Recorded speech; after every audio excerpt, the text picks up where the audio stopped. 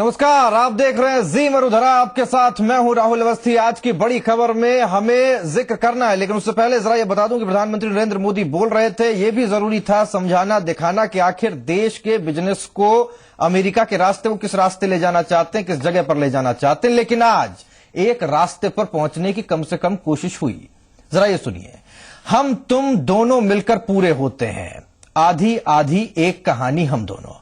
जी हां, बशीर बद्र साहब के कलम से यह कलाम दुनिया का सच है, जिसके एक हिस्से में औरत है, एक हिस्से में आदमी, और इसी के साथ ही खत्म होता है वो गुमान जिसकी जहनियत में एक पुरुष प्रधान समाज की सोच बैठी है। जिंदगी का कोई काम उठा लीजिए और सोचिए और सोचते जाइए, औरतें कहां नहीं हैं या कहां वो आदमियों से पीछे हैं। जरा ये सोचिए, चांद से लेकर आसमां तक हर मुकाम हासिल कर लिया, ताकत की जिस टीले पर आदमी बैठकर आदमी औरतों पर अकड़ उछालता है, महिलाएं उस टीले को ढहाने भी निकल पड़ी हैं, जिसका सबूत है दिल्ली और वाघा में महिलाओं के बूटों की वो थाप, जिसने सख्ती का वो संगीत दिखाया, जिसने बरसों से चली आ रही उन रवायतों को कुचल दिया जिसे पुरुष प्रधान समाज ने बनाया था। हौसलों से सजे कंधों पर सजे सितारों की चमक चेहरे से निकलकर देश को दिखा रही थी एक आईना जो सच था आधी आबादी की ताकत का, जिसने हमें सवाल पूछने पर नहीं बल्कि सोचने पर मजबूर कर दिया। हम आज कोई सवाल नहीं पूछेंगे, आज हम सिर्फ सोचेंगे, चिंतन करेंगे कि ये रास्ता किस तरफ जा रहा है। चर्चा के लिए तमाम खास मेहमान मेरे साथ जुड़े रहेंगे। चर्चा शुरू करें, जरा उससे पहले ये एक तस्वीर देखिए। Captain Urvashi Charora of 114 Armored Engineer Regiment.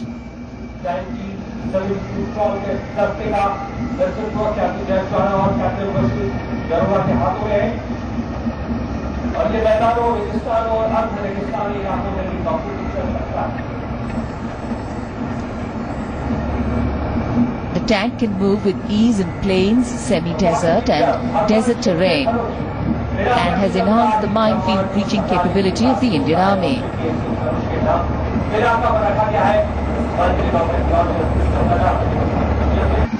Rajpath पर अगला दस्ता भारतीय सेना के पहले 3 डायमेंशनल टैक्टिकल कंट्रोल रडार का नेतृत्व कैप्टन चांदनी मिश्रा और 322 वायु रक्षा रेजिमेंट की कैप्टन आशीष Tomar.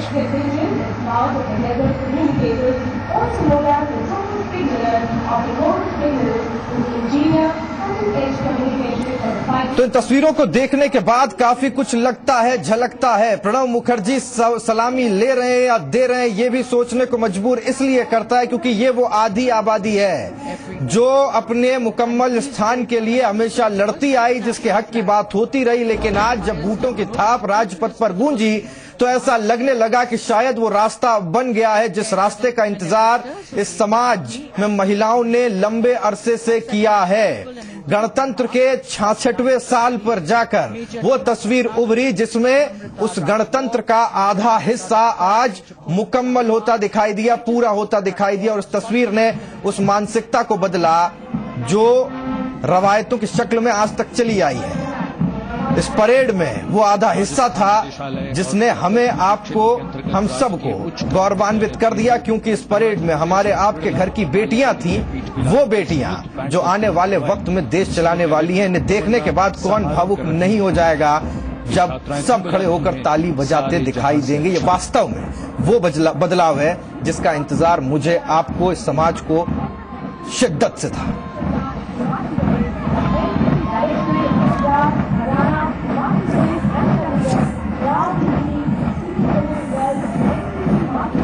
Junior warrant officer Ashok Kumar के नेतृत्व में वायु सेना के बैंड वादकों का दस्ता धुन बजा रहा है साउंड बैरियर।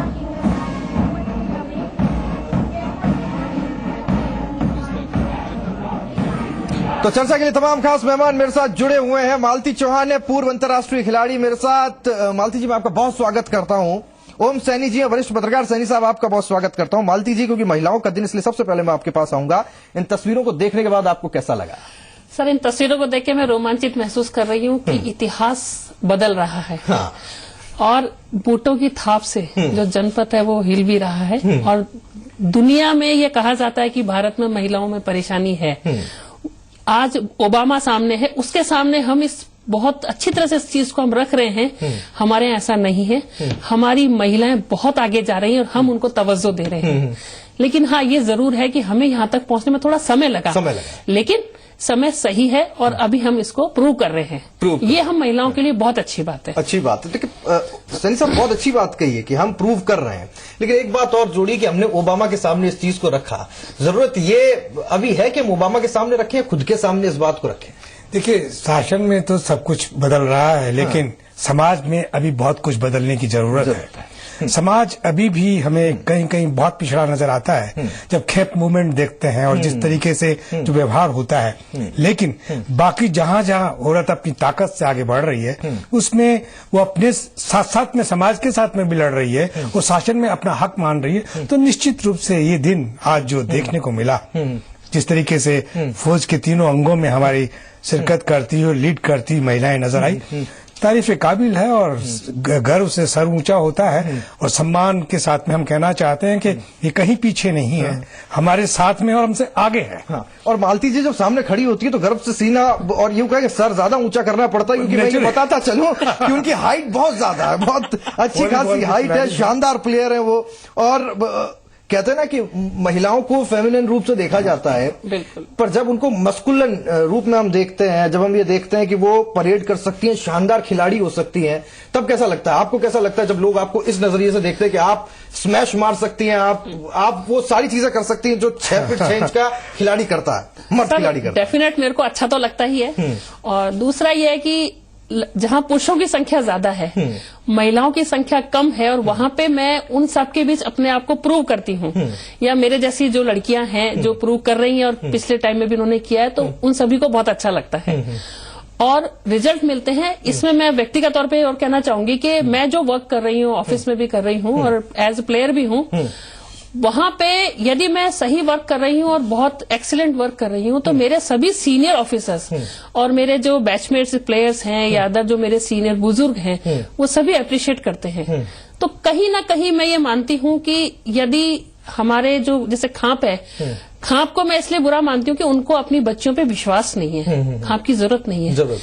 जिस परिवार में या जिस गांव में कहीं पर भी बच्ची पे विश्वास किया जाता है, वह बच्ची अपनी कई गुना शक्ति से अपने आप को प्रूव करती है। और कितनी मजेदार बात है कि जिस इलाके में खाप है सैनी साहब, जो राजस्थान का आप समझ लीजिए शेखावटी का इलाका या हरियाणा का इलाका जो डोमिनेंट है खाप में, वहां से लड़कियां आती हैं और वो ज्यादा अच्छा प्रदर्शन करती दिखाई देती है। ये भी तो एक चीज है। ये देखिए, मनोवैज्ञानिक वो सिलसिला है। जब आपको डर लगता है, जब आपको दमन किया जाता है, तो आप ताकत के साथ में खड़े होते हैं।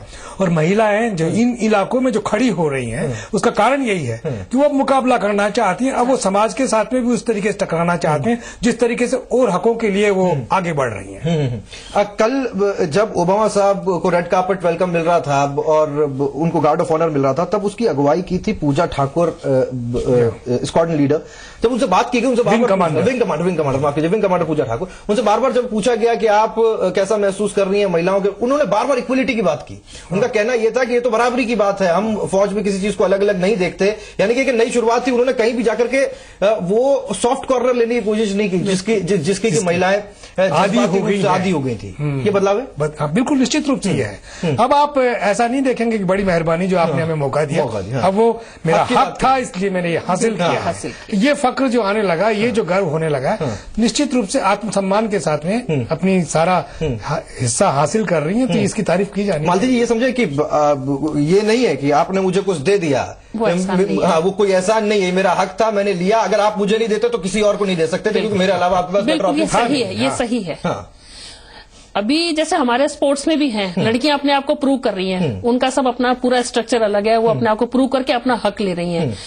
इसके अलावा भी यदि और अदर देन फील्ड्स भी हैं, माउंटेनियर हैं या जो भी फील्ड्स हैं जहां लड़कियां काम कर रही हैं, वो अपने आप को प्रूव करके ले रही हैं अपना हक। और ये एक बहुत अच्छी, मतलब मेरे से कुछ पहले शुरुआत हो चुकी है और ये अब मूर्त रूप लेने लगी है, जो हमें दिखने लगा है कि हाँ, महिलाएं अब हैं और हमें इनको सम्मान देना ही चाहिए। लेकिन मैं अभी भी ये कहूंगी कि हमको बराबर हैं हम आपसे कम या ज्यादा नहीं, हम बराबर हैं। आप मेरे से ज्यादा ही होंगे मालती जी। लेकिन जब आप क्योंकि आप सिखाती भी हैं, आप ट्रेन भी करती हैं, जब आप पेरेंट्स के टच में आती हैं, आपको क्या लगता है ये माइंडसेट बदला है जो आज से 10 साल पहले था, 10-12 साल पहले था? बदलाव है? बिल्कुल बदला है, माइंडसेट बदला है। आज पेरेंट्स अपनी बच्चियों को साथ लेके आते हैं और वो क्या करना चाहते हैं या बच्चियां क्या करना चाहती हैं वो डिस्कस करते हैं कि सर हम ये चाहते हैं कि हमारी जो बच्ची है बहुत आगे जाए, हम इसके लिए क्या करें जो इसके लिए बेटरमेंट हो। पेरेंट्स को भी समझ में आ चुका है कि एजुकेशन के साथ साथ स्पोर्ट्स से अदर देन जो एक्टिविटीज है वो भी अब आवश्यक हो गई हैं। बाहरी ज्ञान भी बच्चों को जरूरी है, केवल एकेडमिक उससे ही पार नहीं पड़ती है।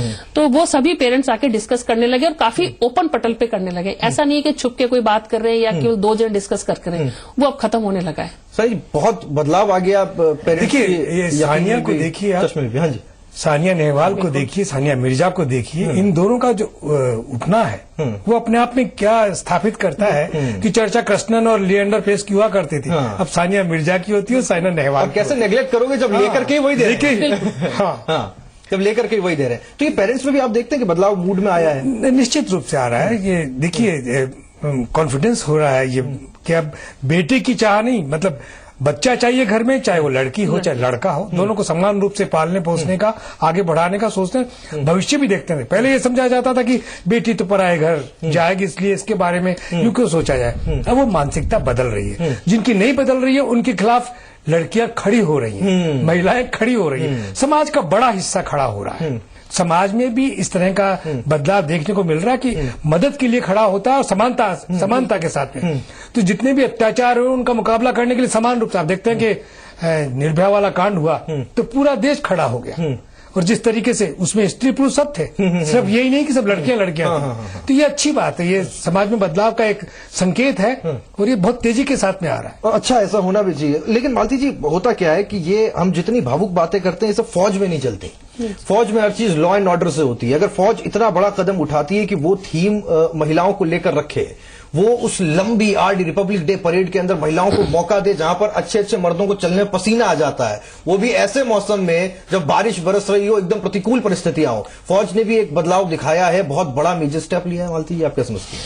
बिल्कुल सही स्टेप लिया है और उनको ये ले लेना चाहिए था।